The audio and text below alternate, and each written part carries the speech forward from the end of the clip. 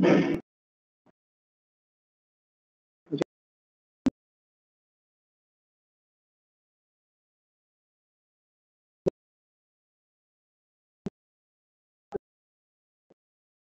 we have discussed about the introduction part of your the introduction part of your file system interfaces that we have discussed. So in that we discussed about something called files, their types, and later on we discussed about what are the different ways of accessing the files, right? We discussed about something called as direct access method, and then we discussed about something called as what we call sequential access method. Sequential access is nothing but sequentially we will be trying to access the information.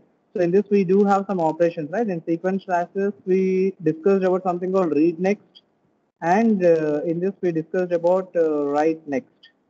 So they do actually consist of pointer, read pointer and write pointer that we discussed. Now coming to your direct access method, what we discussed here is nothing but this will be a fixed size. Means whatever the memory we are having, that we will be having fixed size blocks, and that blocks we are going to access it. And moreover, the information will not be stored in a sequential access that this is first block, second, third, fourth. So the data will not be stored first when first block is completed, then it will go to the next block. No, not like that. It will be randomly based upon the availability of that particular block, the data will be stored. But whenever we are trying to access the data, that data will be represented in a sequential manner, one after another. But when it is storing internally, the data may be stored like in the first information will be stored in this particular block, block number 1. And after when this particular block is filled, the data might be I mean stored in some other block. It may be like whichever is available. 2 might be filled with some other process information. So it might be using block 4 to fill the data. But whenever we are trying to access the data, it will first display in a sequential manner. Means whatever the information present in block 1, that will be represented, and after that the information present in the block 4, that will be represented. So these are the accessing methods we have discussed. And after that we do have something called as the directory structures. We have something called as directory structures, and this is what we need to discuss today. It will take a little bit time related to it because directory structures, we do have many different type of directory structures. Okay, so let's go ahead. Let me show it. So today we will try to discuss about something called as directory disk and directory structures, followed with the file system mounting. It's a small topic. How that our means whatever the directory structure we are having, that is actually stored in our backend store. That is nothing but our external hard disk. So whenever we want to access any information, what we are saying that that particular file should be loaded into our main memory. So how that particular entire file system is brought into our operating system, and then you can access that information, that is what represented in file system mounting. It's very easy. And then we have file sharing. This we will try to, will not go in depth in this, only a slighter upper layers we will be following, because sharing is nothing but how we can share the different files in different operating system. That is what we have shared it. And finally we have protection. So every file should be provided with some kind of protection. Basically we know that already you people have might have gone through it in your Unix operating system. That is nothing but read, write, execute. Okay, so and this will be written like something read, write, execute some 3 times. If you people remember, I don't know how many of you know it. I knew that this concept is going to come up. Read, write. So this is for your owner. This is for your owner. This is for your group, and this is for universal. Means others who are trying to access that particular file. So every file will have this particular structure, protection layer information. Okay, and based upon the value set for this particular read, write, next, I mean execute, that particular group means group can access it. Same way that universal person can try to access that particular file. I will explain it in short. Okay, when we'll come for protection part. So without wasting time, let's go to our logical structure. So first one, what we are going to discuss is simple level directory structure. This is just a recalling session because in the previous session we discussed about single level directory and two level directory. So this is just only for brief introduction. If someone did not miss the previous session for them. So basically single level directory is nothing but a directory which if you talk about single level directory, what do you mean by that? Means nothing but we have a single directory. We have a single directory.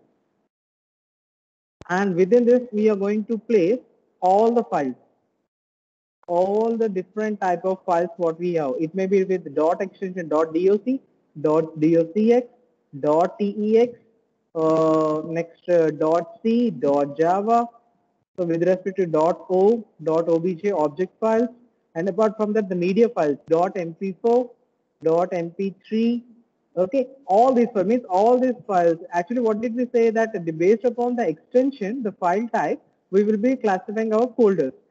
That means directories. But here, what is saying in single level directory, we have a single directory here, and within this directory, we are going to place all the information. Okay, all the related information related means all these files will be present in this particular directory. You can see here the diagrammatic representation.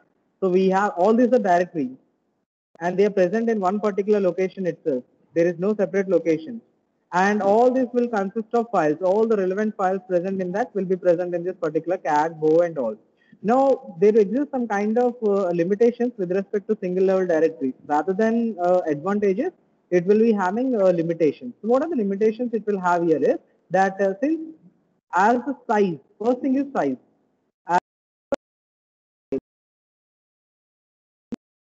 It's difficult for the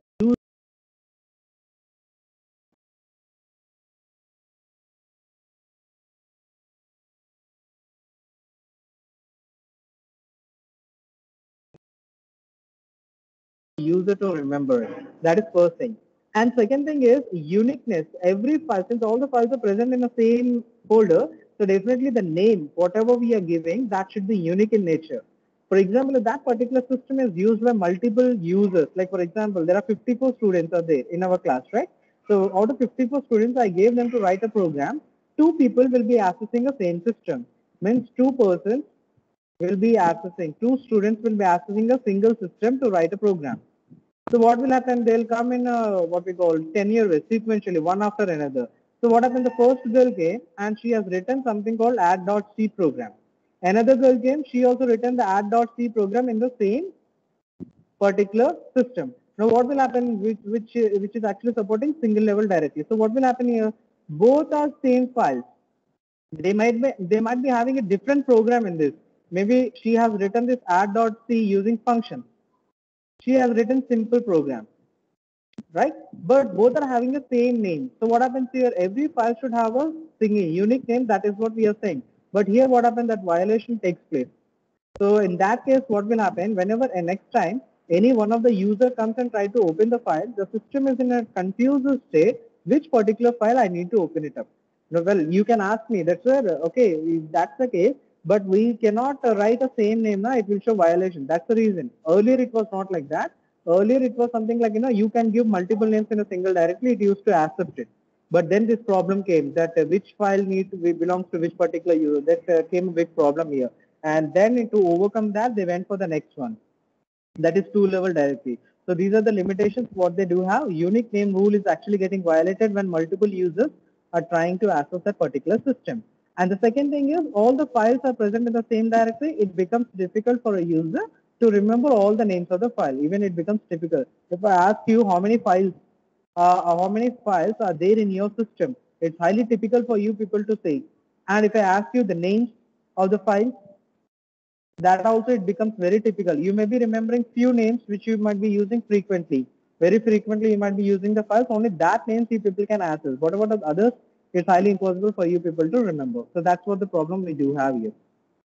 So to overcome that only, this second directory came into picture. That is what we call it as two-level directory. Well, basically, this particular two-level directory, what we are going to do is, we are having two different type of directory structures here. Something we call it as master file directory, and another one we have user file directory. Now, this user file directory, let me flash some light on this.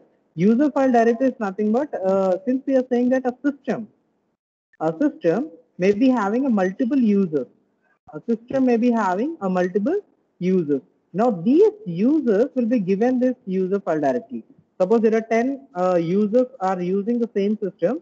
So 10 users will have user file directly. So there are total 10 UFD that particular system.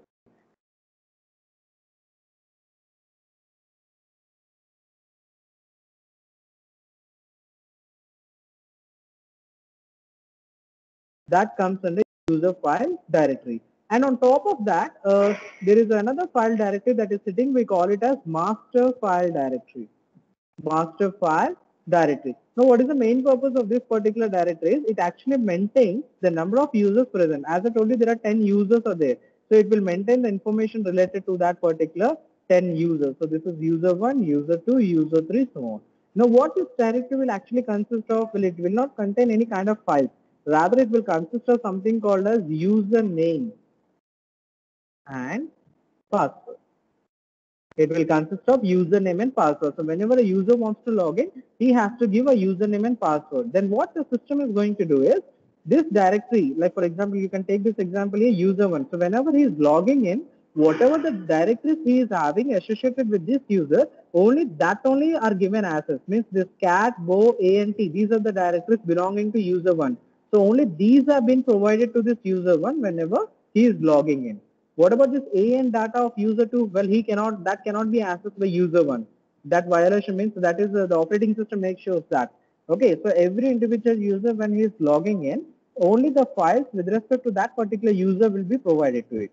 Okay, so that's why we call it as master file directly. And whenever that particular user is moving out, like for example, you people will be staying in the college for 4 years. And for 4 years, you people are given a system. One system will be used by, let us suppose one system is used by 3 students. So what will happen? For 4 years, your data will be maintained here in master file directory. But after 4 years, you will be moving out from this particular campus. So will not be you coming and using that particular system again. Then we can try to remove those particular files.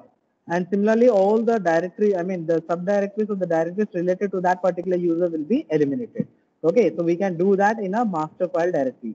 And remember one thing, this allocation of the space that user 1, user 2, user 3 cannot be done by individual user. We have system administrator. We have system administrator who is going to allocate that space to that individual user. Okay, like for example, you open a Gmail account. So you're provided around 15 GB of space. Who is providing it? The Google. Google is providing it. So Google is your system administrator. He is the one who is providing you that 15 GB of space, free space. And if you exceed this, you need to pay. And based upon the usage, you people have to pay accordingly. Okay. So same thing is this in this particular thing. Now this, I think you people can, now the previous problem, whatever we had in a single level directory, that has been eliminated here. So you can see we can have multiple files with the same name. See A. So we have 3 file names. Okay. 4 file names with the same name. But these 4 files are not present in a same user file directory. They are present in a different user level directory, right? User 1 is having user 2. So whatever the information in this particular file will be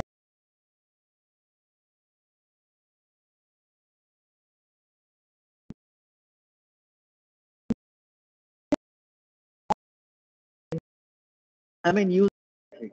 So that is what the best part of this. But apart from that, if you see that, okay, we are able to solve that particular problem, but it does exist other problems here. What are the problems we do have? They do have certain limitations. We have overcome this particular elimination. Name collision problem we have eliminated. Well, that's good. But it does have another problem. What is the limitation it is having is it isolates one user from another user. Means user 1 will be totally isolated from user 2. They don't know each other. Same way user 3 will be isolated from user 4 and user 2. So they don't know each other. Well, this is an advantage when they are independent of each other. Now user 1 is independent, user 2 is entirely independent, user 3 is independent. So then it's okay, it's an advantage. But if user 1 and user 2 wanted to work on a similar project or on a similar file, okay, so in that case what happens, they have to share this particular file between user 1 and user 2. In that case, this is a disadvantage. Okay, this 2-level directory is a disadvantage when they want to communicate with each other. That is the only problem we are having in this. And moreover, if you look at this particular structure, this is a format of a tree structure, right? It is a format of a tree structure which is having a height. What is the height of this? 2, right? So this one we can call it as a root. So in tree we usually have a root. Okay, this is an inverted tree. So this is what we call it as root here. So your master file directly is acting as a root here, and its immediate successors are nothing but the nodes what we have, and these are what we call as files. Files, we know that these also we call it as leaves. Okay, and they will not be having additional any other files or something like this is final. So this is what we call it as leaves. Okay, with respect to. So the first one is what we have root node here, then we have here the normal nodes what we have, and then finally we have leaf nodes. So the leaf nodes are will be always in the bottom, and they will not be having any other further extensions. They will consist of data. So this is all related to your two-level directory structure. Now I want to focus a bit related to your path here. Basically, see what he's saying exactly here. We need to focus on path. So what he's saying exactly in this is that if a user is present in his own directory, let us take an example of this user. He is present in this particular directory and he want to access this particular file. So what he can give /a enter. So automatically he can access the information, the files present in this particular directory. Okay. So means whenever a user is present in his own directory, he can try to directly access this particular file. But sometimes if you want to access the information present in other users, means systems generally supports, nowadays systems are supporting access of other user files also. But we need to provide a path here. This path plays a very important role. This particular path plays a very important role. So as I told you, if you are present within the same file, your means user respective file, he can access directly. But if you want to access the file A from user to user one has to give a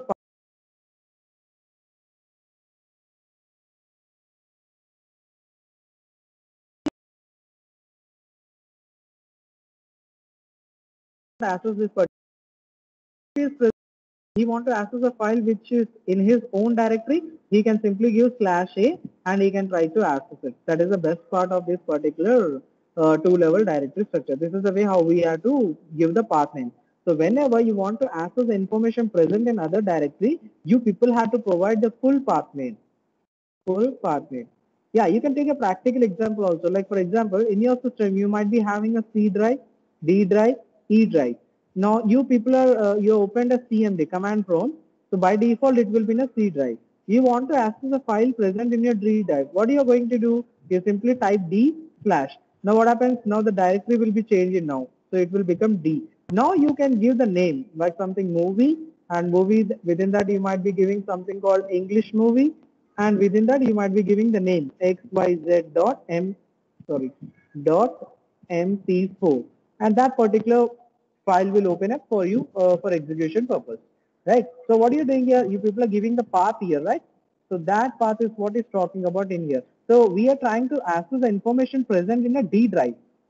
So this is a separate directory. This is your separate C is separate directory. So whenever we want to access information from the D drive, we need to first change the directory. That is what it's saying. And moreover, remember, we call this as another name. We call it as volume. C is one volume, D is one volume, E is one volume. Some systems actually support that. Okay, some systems what they do, they don't want like this /user A. They actually divide the system into different volumes. Practically, you can take the example of here something like C drive, D drive, E drive. So this C, D, and E is what we usually call it as volumes. Okay, so you need to specify the volume, then only you can access the information. I mean the files and the directories present in that particular folder. Even these are also folders. Okay, but they have some special privileges we are providing. Special privileges we are providing here in order to access that particular thing. I hope it's very clear till here. Now, one more thing I just want to say here, our systems are basically divided into parts. Na? Well, some operating systems, VMS if you take, they provide a different kind of strategy to access this particular file. Let me give an example, like U, X, Y, Z, okay, A, B, C, MNP dot MP4 semicolon 1. Some systems support these kind of things where U represents a volume. Like I told you C and D volume, no? C, D in our Microsoft Windows. So here we is U is nothing but the volume here. XYZ is the directory. XYZ is the directory here, main directory. ABC is the subdirectory. Like for example, we have something here movies, and within that movies, we are having something called as English folder, right? So that is what he's saying in this particular thing, movies English. And within that subdirectory, he is using this particular file, and this one is nothing but the version number. So some systems support like this, some operating systems supports in this way. If we can just understand, okay? So basically our system doesn't support that. If you talk about Windows, it is something like C, movies, slash English folder, whatever, and within that we try to access xyz.mp. This is what our system supports, but some operating systems support in this kind of versions. Okay, if you talk about Unix, Unix is something like this only. Whatever the diagram you are saying, slash user1 slash cat slash within that the file name. So this is what the one which is been used by this particular file. Okay, I hope it's very clear till here. Now we'll go to the next one. Now the first one, what structure, right? Now here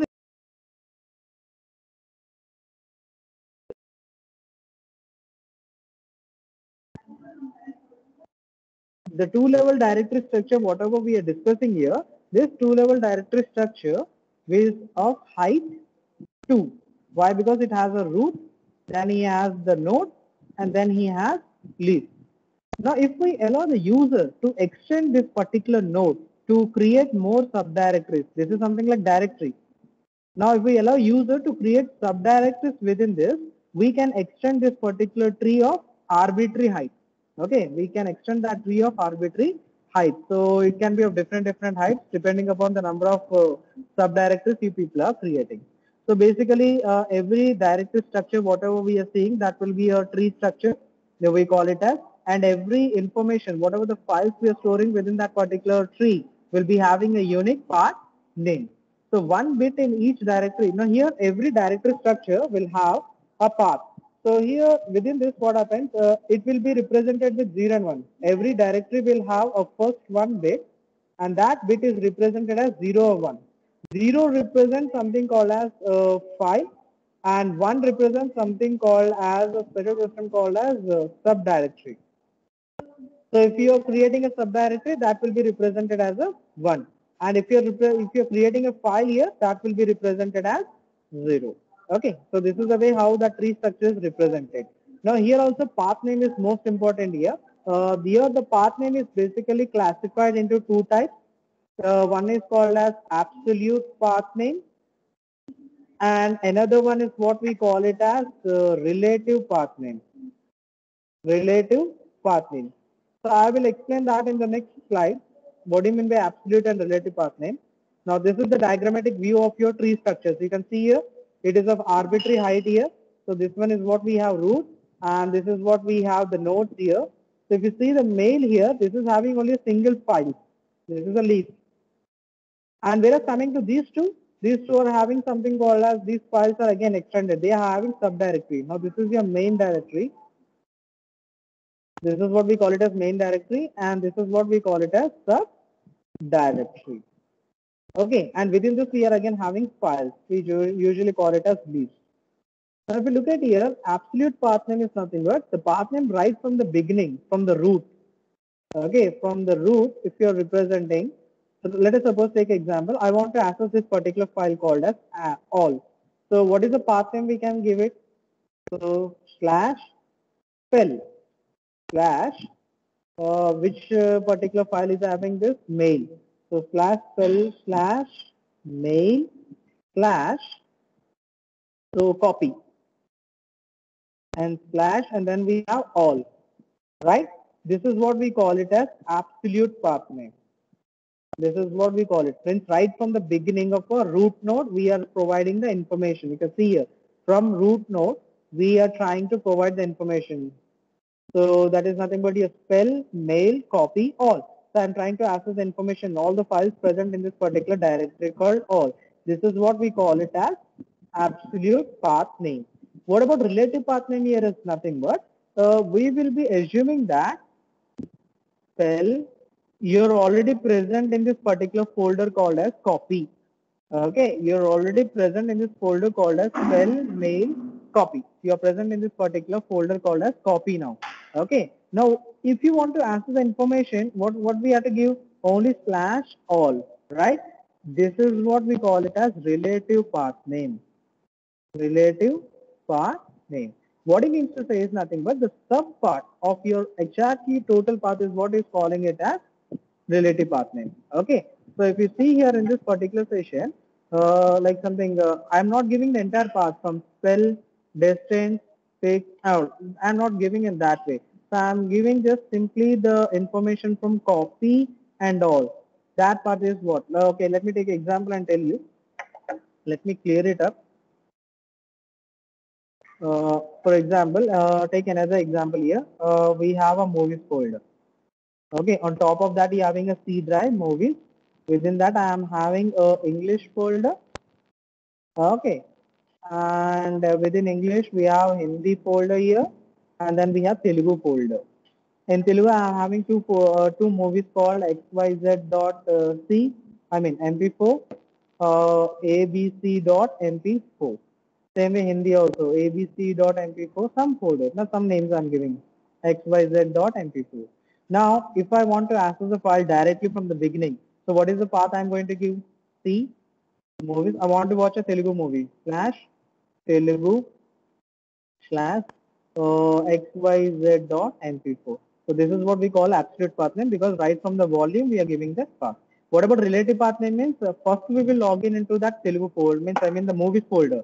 So I am already directly logging into C slash movies slash okay movies. Okay, so I'm already present in this particular folder, and within this folder, I want to give a command in order to execute this xyz.mp4. So what is the command I'm going to give? Slash Telugu slash xyz.mp4. Now this is what comes under. So this is what we call it as relative path. Means we are already present in this folder called as movies. And from here I'm just trying to access the sub part of it. So that sub part, whatever we have, we call it as a relative path name. So this is what basically people have to remember here. So that is what I'm going to explain here. Path name, absolute path name and relative path name. So it begins with the root and follows a path down to a specified file. Means right from the root node, you will be going till the end, whichever the file you want to access. That comes under absolute path name. Then we have something called as relative path name here. So it defines the path from the current directory. So whichever location you are present, from there you will try to access the information. So this is what he's saying here. And well, if you want to access the information from other file, like as I told you, we have two files now, like user1, user2. You want to access the information from user2 means you first have to change the location to user2. Then only you can access the information from that. That's what he's saying. And coming to the another problem related to this particular tree structure directory is how to delete these files. I mean the directories. This is the one big question for all the operating systems. How to delete it? Because see, a directory may consist of subdirectories. They may even consist of something called as files. So how to delete this particular directory means some systems, what they want is they will first ask you people, if you want to delete a particular directory, if this particular directory consists of subdirectory and file, it will ask you to first delete this file, then you delete this subdirectory, and then finally you can delete the directory. Okay, some operating systems. But some operating systems like something like as Unix, they provide commands, something called RM. I think you people are aware of this. RM is nothing but remove. And this remove will come with different options. It will be provided with some RM slash all or something slash L slash something like that. These are not the genuine ones. I'm just giving you example. So RM slash you can give an option here, and that option will decide what need to be done. So using this RM and option command, if you want, you can even delete a directory, this particular directory, even though it consists of subdirectory and files. But you should be careful when deleting it because accidentally you may try to delete a directory within which you may require some files. Okay, in that case, it becomes very difficult to again back up those particular files. So this is one of the drawbacks we do have with respect to this. So whenever you're using commands, something like, rm command from Unix, so you should be careful when you're deleting the directory. Whether if you need any files within that, you should not use the option to remove the entire directory. That you should take care. So that is all related to your tree structure directory. And the next one is something called as acyclic graph directory. What is the main purpose of this particular acyclic graph directory is, let me take an example that there are two users, user 1 here, and we are having user 2. Now these two users are scientists. Okay, is one scientist, another scientist. Work.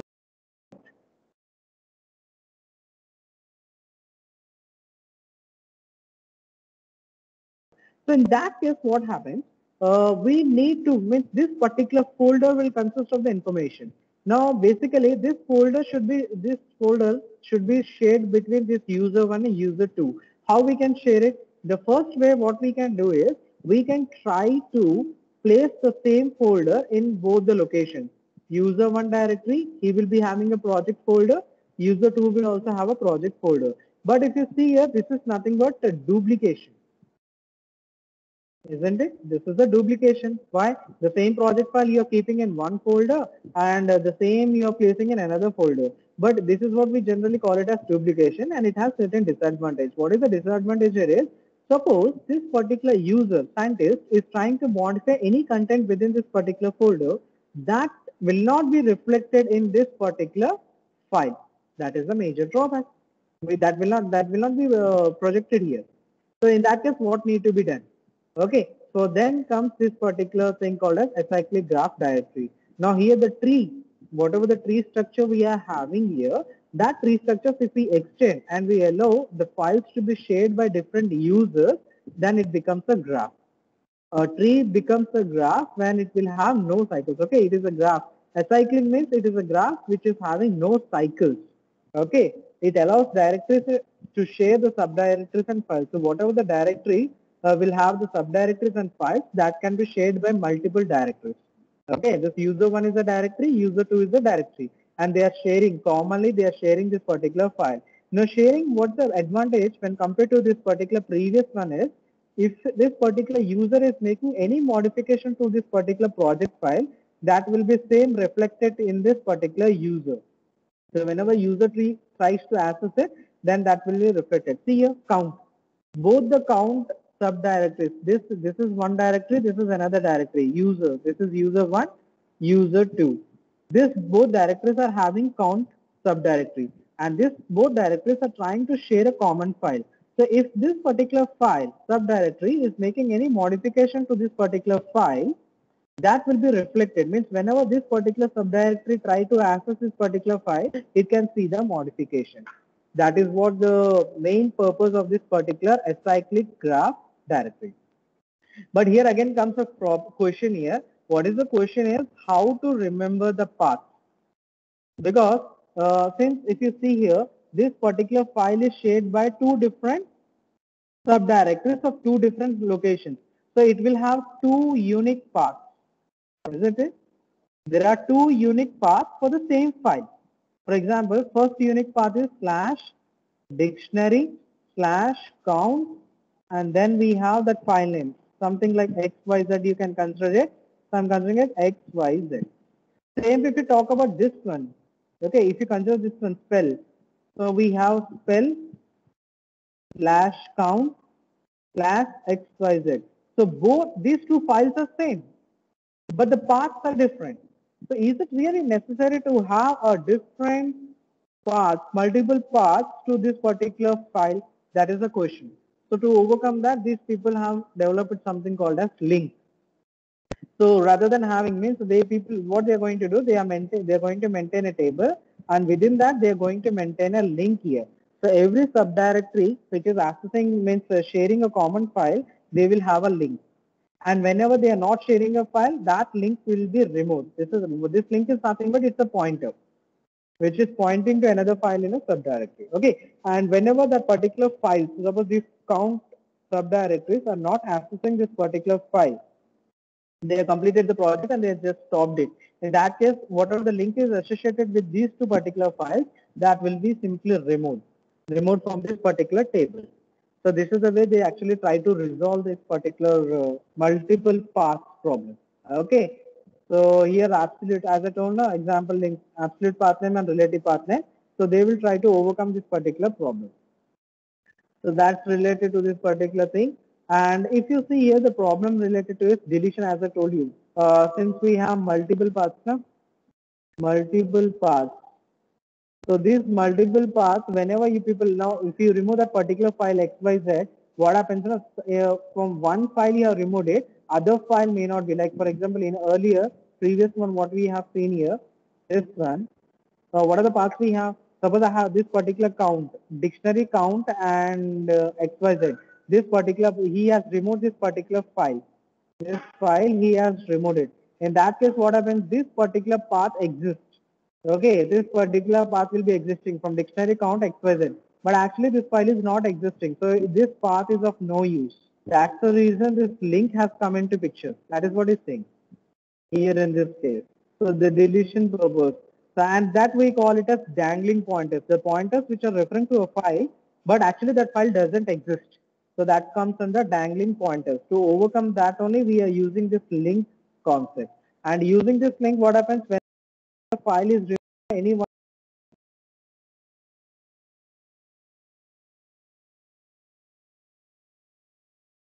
particular file. That is done in this particular acyclic graph directly. Okay. Well, this is the diagram related to that. So you can see here. And the best part of it here is traversing. So whenever we are traversing here, okay, one thing we need to concentrate here is whenever we are traversing, since why is saying no cycles here, in case if this particular graph has a cycle, whenever you people are implementing this traversing, there is a possibility that, I think you people know about traversing. Traversing is nothing but searching for a particular file right from the root node. So what are the different files we have? So if it is a cyclic graph, then what will happen automatically? There might be possible that the system will enter into a looping state. It will keep on searching the same loop again and again. That problem will be existing if it is a cyclic graph. So that's the reason it is called, this is not called cyclic, it is called acyclic. Acyclic means graph with no cycles. That is the reason it is called as no cycles. Okay. So coming to that is general graph directory is nothing but normal graph directory is talking about here. Same, this will be similar to your acyclic graph. Acyclic graph directory. But the only thing is here we can do perform traversing and all, and multiple means sharing will be done multiple times, not only in the same file, within the same directory, within the different directories, within the different subdirectories, the sharing of the files can be taking place. That's what is saying in this particular scenario. And the next thing what we have is file mounting. So that previous whatever we discussed is all related to your the different directory structures what we have. So let's recapitulate, okay, directory structures. Just summarize it. So we have something called, first we discussed about something called as simple structure. That is single level directory. Single level directory we discussed. And after that we discussed about two level directory. And this two level directory we have naturally generalized it. Then came our tree structured directory. And after that we came across something called as acyclic. But this is not a tree, it's a graph directory. And finally we had a general structure, general graph directory. This is what we have discussed. So total how many we have here? 1, 2, 3, 4, 5. So we have seen 4 different type of directory structures. And within your system, that may be your Windows, or it may be a Unix, or it may be a Mac. These are the directory structures. Among them, one of the directory structures will be used. So most probably you can understand single and two level will not be used. Maybe it is a tree structured, acyclic or general graph directory might be used among these particular operating systems. The next topic is something called as file mounting. So what do you mean by file mounting here is nothing but, let me show you if I have a diagram here. Okay. File mounting is nothing but, let me give a small introduction to this. Basically what I meant now, whatever the files we are creating, files or the directories we are creating, Like earlier I told you about movies. And this movie is having a English subdirectory, and then it is having a Telugu subdirectory, and then it has a Hindi subdirectory. And within this, I am having two to three movies each. Okay. Sure. So basically, where exactly this particular structure is going to be located? Obviously, where we are going to store it? In your backing store. What do you mean by backing store here is nothing but your hardware, right? External, what we call that? External disk. External or hardware disk. And within this, we are storing this particular information. Okay. And whenever we want to run a movie, suppose from the Telugu movie, we want to run this particular movie one. So what happens here? First, this particular entire directory structure from your backing store, that is nothing but your hardware disk, magnetic disk, you have to load it into your RAM. Okay. RAM will have its structure. So this is your root. Okay. He will have his own structure, this particular structure. Now, this particular movie and this particular structure, whatever you're saying, whenever you want to run a movie from this particular Telugu, English or Hindi, you first have to mount this within this particular RAM to this particular tree structure. This particular structure is located in your hard disk. This has to be mounted or clipped. Generally, we call it as clipped. Clipping, I think you have an idea, right? Clip or clipping. We need to clip that particular structure to this RAM tree structure or tree or the graph structure, whatever we are having. So within this, we need to clip it up. Once we are clipping it up, then we can access this particular movie, load it into your RAM, and then you can start executing it. That is what we call it as mounting. Whenever you stop using that particular movie, you are finished watching the movie, you are closing that MP4 video, any MP4 software, whatever you are using, like VLC or something like that, then automatically this structure, this movie structure will be removed back again from your RAM, and then again it will be stored back in your backing store. Why we are storing it back means, you know that RAM is having very limit. It has very limited size. That is the only reason we are just coming. I mean, storing it in our external hard disk, because our external hard disk will have 1 TB of space. But if you talk about RAM, you will be having hardly 8 GB or 16 GB of space. So we cannot store all that information, right? So that is what he's saying in this particular. That is what we call it as file system mounting. And the same I'm going to explain it with the help of a small example here. So if you see here, this is the existing system. This is within your RAM. This is a file system.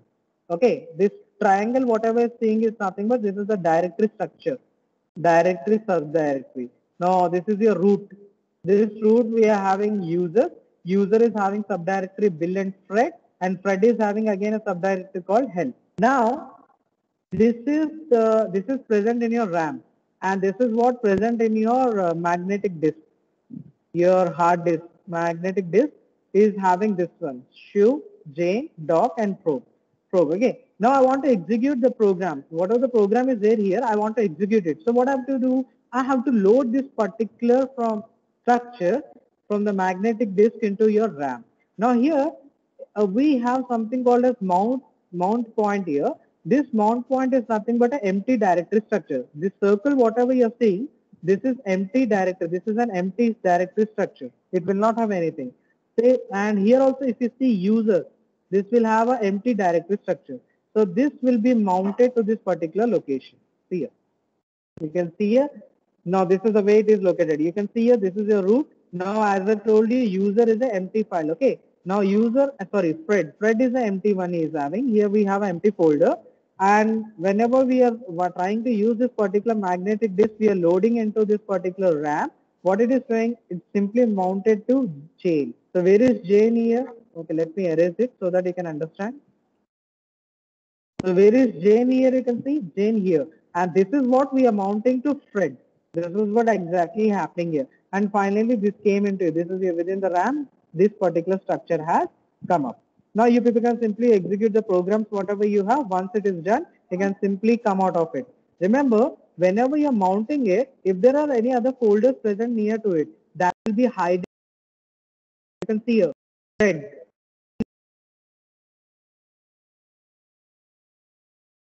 structure from we don't have anything called as spread and help in this particular RAM structure that are hidden by this particular chain. Once your task is completed, you execute the program, and when you this particular chain program and doc comes back again to RAM, again the spread and help will be visible to you. These are simply hidden by this particular directory structure. And once the task is completed, again you are loading it back into your external disk. Then again the spread and help will be visible to you in your RAM. They are not removed they are simply hidden by this particular structure. So this is what we call it as file system mounting. Very easy it is. Simple thing is whenever you want to load any file, whenever you want to execute any file, that has to be loaded into the RAM. So that file may be located in some file system. That file system should be first attached within your RAM. How we are attaching, that is what we call it as file mounting. And we have a mount point here, and based upon this mount point only we are going to perform the operation. File, the next is related to your file sharing here. So file sharing is nothing but multiple users may try to access the same file that we have seen the acyclic graph structure. So protection need to be provided to those particular files. That is what is saying here.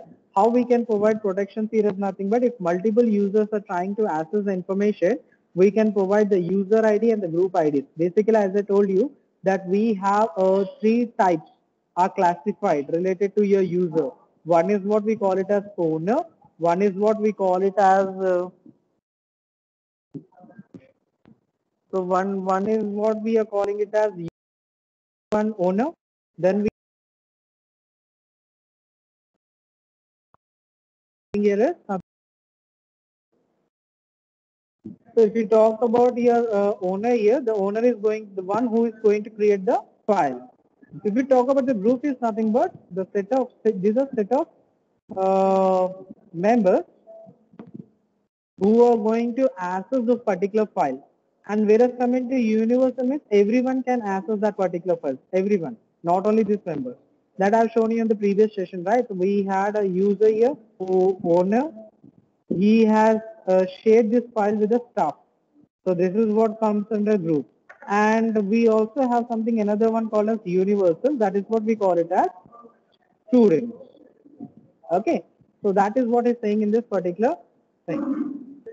And coming to the remote file systems here, so remote file systems are nothing but the systems which are present within a particular file. So basically we have distributed systems here. Distributed systems. So distributed means the files will be distributed among different locations. These files are distributed among different locations. The best example for this is your username, I mean something like your Facebook. Like in Facebook, you are having an account. That account is located in some server, right? That server is nothing but maybe located at Hyderabad. But the same account will be duplicated and present in some other server of your Facebook, which might be located in some China or maybe in Indonesia.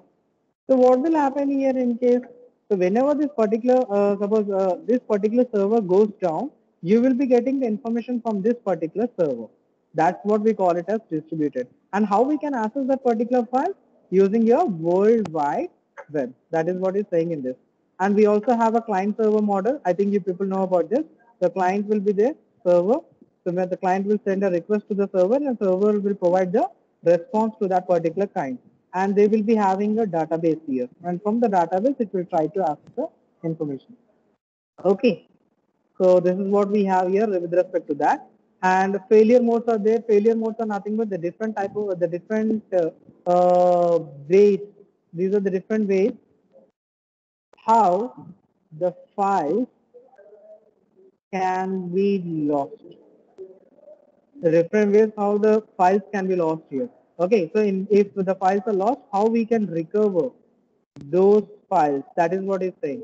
So here we have a concept called as metadata. This is the one which will actually consist of all the files, and using these files they will try to access the information. Using these files they will try to access the information. And then we have something called as state information here. So every file will have certain information with respect to the state. Means state in the sense is nothing but what state exactly that file is in present. Okay. and these particular informations can be accessed using the stateless protocol. Well, this comes under your computer network concept.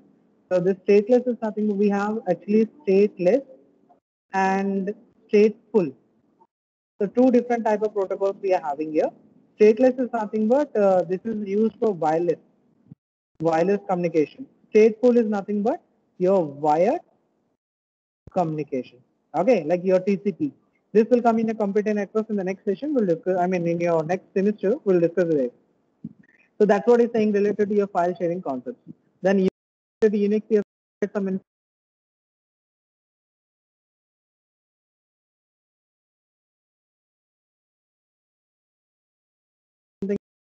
file systems. Basically, different operating systems will have different file systems. If you talk about Andrew file system is the operating, it means the file system used in your Andrew operating system. So even Unix will have its own operating systems, others will have its own operating systems, and they do have some certain schematics. And that is what he has given provided here. You can just go through it. It's very easy. I want to concentrate more on protection purpose. That's the reason I'm just skipping that particular thing. Protection is most important here because files that people are creating, there is a possibility that someone may try to access those particular files and try to either delete it or remove it. So basically we can perform different operations, right, with respect to the files. What are the different operations we can perform? Read, write, execute, append, delete, list. You people already know that. What are the different things we do have?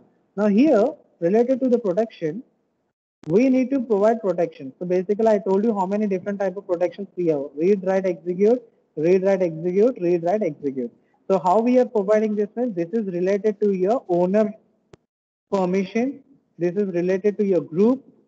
This is related to your university. Owner is have all the three assets rights. So whoever is actually creating the file, he's the owner and he will have all the three assets rights. But whereas coming to the group here, he will be having any one of them depending upon the owner, whatever the rights he is giving. Same way universal also, it depends upon the owner, what rights he is giving, and based on that only you can access that information. If you see the product, read, write, execute, as I told you, three classes of users we have: owner, group, and owner is the one, as I told you, the one who creates it. Group is the one who with whom he is sharing it. Like HOD sir is creating a file. That is, he is the owner. He is sharing with the staff. So that comes under group. And if possible, even the students can access it. So that students comes under universal. Means any number of students, maybe from a 2018 batch, 17, 16, they can access. This is universal. That's what he's saying in this. So read, write, execute will have permissions here in Unix. I think when the Unix concepts are done, that will be shown you. So it will be like 1, 1, 1. Means read, write, and execute permissions are given to this. Sometimes it is given as 7, 6, 1. So this is something like, I'll tell you how you people got this. 7, 6, and 1. You people just concentrate here. So how you got 761 is nothing but basically it is given as read, write, execute 111. So this is 2 to, you convert into binary 2 to the power 0 plus 1 into 2 to the power 1 plus 2 square. So 2 to the 4 plus 2 plus 1. How much? 7. Means all read, write, execute permissions are given to this particular owner. When it's coming to group, you can either give it as 6. 6 means 110 means 0 into 2 to the power 0, 1 into 2 to the power 1, 1 into 2 to the power 2. So 4 plus 2 plus 0, that is equal to 6. So this is given to this group address. Same with public. So public means 001 means he is given only one permission. So 1 into 2 to the power 0. So execute permission might be given to that particular SS. Whereas coming to read and write modification will not be given. Like I might be creating a .c program. Okay. I will give you only .obj code. I will compile the program and I'll get obj file. This file